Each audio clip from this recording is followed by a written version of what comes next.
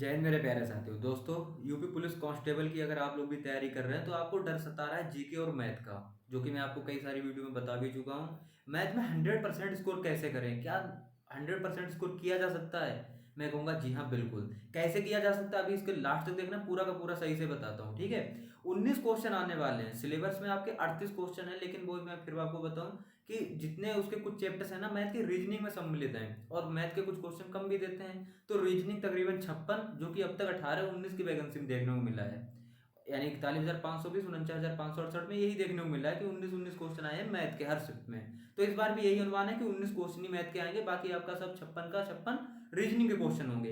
अब 19/19 कैसे करें मैथ में? क्योंकि मैथ में तो इतना डर लग रहा है कि 5-6 भी नहीं हो पा रहे हैं। प्रैक्टिस सेट में आपसे 7-8 किसी बन पा रहे हैं। लेकिन मैं आपको बताऊं, 19/19 भी कुछ ऐसे कैंडिडेट होंगे जो करेंगे। जैसे मेरे जैसे साथी 17-18 तो हम भी करके आते थे यार। 18 तो हम करके आए हैं फाइनल में, है ना। शायद 41,520 में 18, और उसमें शायद 17 ऐसे करके आया था। एक दो क्वेश्चन वही गलत छूटता है जिस टॉपिक पर मेरा कमांड ही नहीं है, उसमें बन ही नहीं पाता है। मतलब कि कुछ टॉपिक ऐसे हैं जिस पर आप कितनी मेहनत करो तब भी क्वेश्चन नहीं हो पाता है ना। तो ये आसान है, इतना मुश्किल नहीं है। इसीलिए मैं आपको पूरा एक्सपीरियंस के साथ बताया था कि ये 15 चैप्टर कंप्लीट कर लो, जिसमें परसेंटेज बहुत ही महत्वपूर्ण है।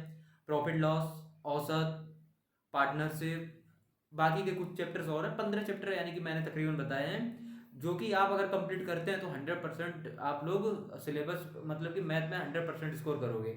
दूसरी बात, मैथ कैसे कंप्लीट करें अभी से? मैथ आप सबसे पहले प्रीवियस ईयर के क्वेश्चन लगाओ। मैंने कहा ना, प्रीवियस ईयर की एक बुक ले लो जिसमें सब हो। 2018 में एग्जाम जितने शिफ्टों में हुए, 19 में जितने शिफ्ट हुए, फिर री एग्जाम हुए, तो जितने भी मैथ के क्वेश्चन हैं सब देख लो। हिंदी हिंदी देख लो, अलग अलग सब पोर्शन भाई देख लो। मैथ के सभी एनालाइज करो कि कौन कौन से टॉपिक से कौन कौन से क्वेश्चन आए। हाँ, इस टॉपिक से इतना क्वेश्चन आया, इस टॉपिक से एक, इस टॉपिक से दो, इस टॉपिक से आया ही नहीं, फिर देखा किसी अगले टॉपिक में इस टॉपिक से क्वेश्चन आया है। तो यानी कि वही 15-16 टॉपिक अगर आप लोग मैथ के पढ़ते हो तो बिल्कुल भी कम, अगर बिल्कुल आंख बंद करके भी मैथ करके आओगे ना, 15 क्वेश्चन करके आओगे, 15 से प्लस करके आओगे, माइनस नहीं। क्योंकि इतना टफ लेवल मैथ नहीं आने वाला। मैथ भी रीजनिंग की तरह आएगा। औसत पूछ लेगा कि 11 बल्लेबाजों का औसत इतना है, तो 12वां बल्लेबाज जुड़ जाता है तो सबका औसत 2 बढ़ जाता है, तो अब वो औसत, नया औसत क्या होगा?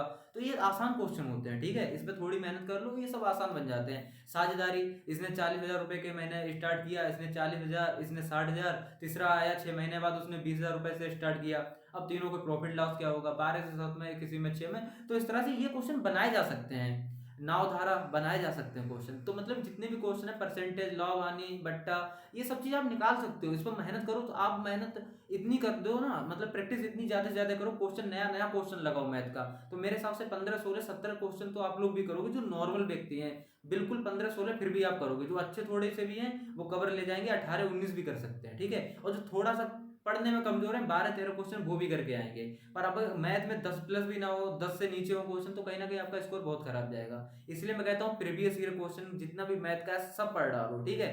प्रीवियस ईयर क्वेश्चन पढ़ने के बाद आप जितने भी आपके नए नए क्वेश्चन हो, प्रैक्टिस करो। मैथ इसीलिए समय देते हैं ना सभी लोग कि मैथ में समय ज्यादा ज्यादा दो, जिससे कि हमारा मैथ अच्छा हो सके।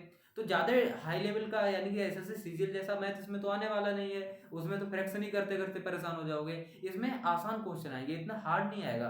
अब वो होंगे आसान, अगर आप नहीं पढ़ोगे तो आपको लगेगा बहुत हार्ड, और जो पढ़ के जाएगा उसको लगेगा आसान। क्योंकि मैथ ऐसे ऐसे कुछ आएंगे कि बिना पेन उठाए भी आप कैलकुलेट माइंड में ही करके आपका आंसर, उसका आंसर दे सकते हो। क्योंकि ये मैं भी करता था ऐसे ही। कैलकुलेशन जितनी आपकी फास्ट होगी कैलकुलेशन, उतना ही आप फास्ट मतलब एग्जाम कर सकते हो, ठीक है। आंसर उतना ही फास्ट आप दोगे। और टाइम की बचत ऐसी ही होती है, अगर आपकी प्रैक्टिस जितनी बढ़िया है तो टाइम की बचत होगी। अब आपने पढ़ा है कुछ भी XYZ, मानो बाल संग्रहालय, ये क्वेश्चन पीछे लिखा हुआ है कि बाल संग्रहालय कहाँ स्थित है। अब आपको 4 ऑप्शन मिल गए, लखनऊ, मुजफ्फरनगर, और एक दो और एक दो मान लो स्टेट है ना, मतलब एक दो डिस्ट्रिक्ट। तो आप अब ऐसे मिल गया, तब आप चक्कर पड़ो अभी कहाँ है, इलाहाबाद में तो नहीं है, यहाँ तो नहीं है। तो अगर कोई चीज पता है, बाल संग्रहालय बच्चों को कहाँ रखा जाता है, लखनऊ सर बता ही चुके हैं, तो लो लखनऊ। मतलब ये चीज टाइम बचत वाली है। अगर रचना आपने पढ़ ली तो सोचना नहीं पड़ेगा, फटाक से मार दिया। आर्टिकल पढ़े हुए हैं तो फटाक से लगा दिए। इसी तरह मैथ के अगर पढ़े हुए हैं तो फटाफट आंसर निकाल के लगा दिया।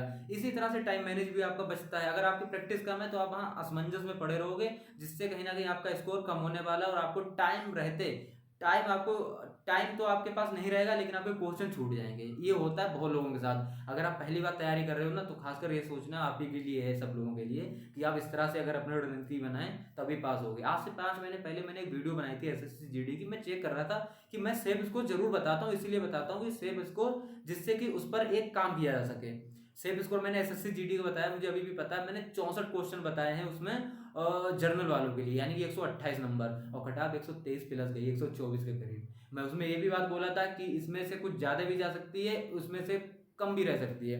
वही हुआ, 4 नंबर कम रही है, यानी कि टारगेट अगर वो बना के चलते 128, उसमें 4 नंबर कम भी आते तब भी सिलेक्शन होने वाला था। इसी तरह मैंने ओबीसी 124 25 नंबर, मैंने उसी तरह से सबका बताया था, फीमेल का भी उसी तरह से बताया था। अब वही एक्सपेक्टेड कट ऑफ बिल्कुल वही गई है। तो ये चीज़ें होता है। सेफ स्कोर इसीलिए भी मैं बताया हूँ 220 जनरल लिख के ले लो, इसके आसपास रहोगे तभी सिलेक्शन पाओगे, ठीक है। क्योंकि नॉर्मलाइजेशन का तो खेल बाद में है, किसी का नंबर काटेंगे भी तो किसी को देंगे भी, है ना। नॉर्मलाइजेशन का तो किस्मत की बात है, उससे पहले अपनी मेहनत पे थोड़ा भरोसा करना पड़ेगा हम लोगों को, है ना। मैं यही चाहता हूँ कि आप लोग सभी लोग जॉब पाएं, इस बार अच्छे से तैयारी करें, आपकी मेहनत बेकार ना जाए। बहुत बुरा लगता है मुझे, कई कॉल्स आए हैं एसएससी जीडी के बाद, फीमेल में भी 55 नंबर हैं, मेल में भी 120 नंबर हैं, सिलेक्शन नहीं हो पाया, 118 सिलेक्शन नहीं हुआ, फीमेल में 110 नंबर है, सिलेक्शन नहीं हुआ, 112 नंबर है, सिलेक्शन नहीं हुआ। तो ये कहीं ना कहीं बहुत चीज़ें हर्ट करती हैं, लेकिन इनसे हमको सीख भी मिलती है कि चलो इसमें 5-6 नंबर, 2-4 नंबर रह गए, तो हम नेक्स्ट जो वैकेंसी आ रही है उसमें ऐसे हम लोग कोई भी गलती ना करें जिससे कि हम रह जाएं।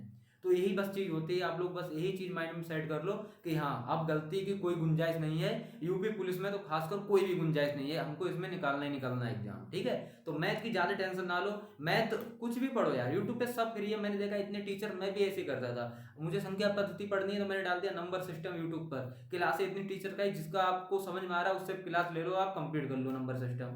पाइप की डाल दो, एवरेज डाल दो, औसत डाल दो, परसेंटेज डाल दो, हर चीज़ तो यूट्यूब पर है।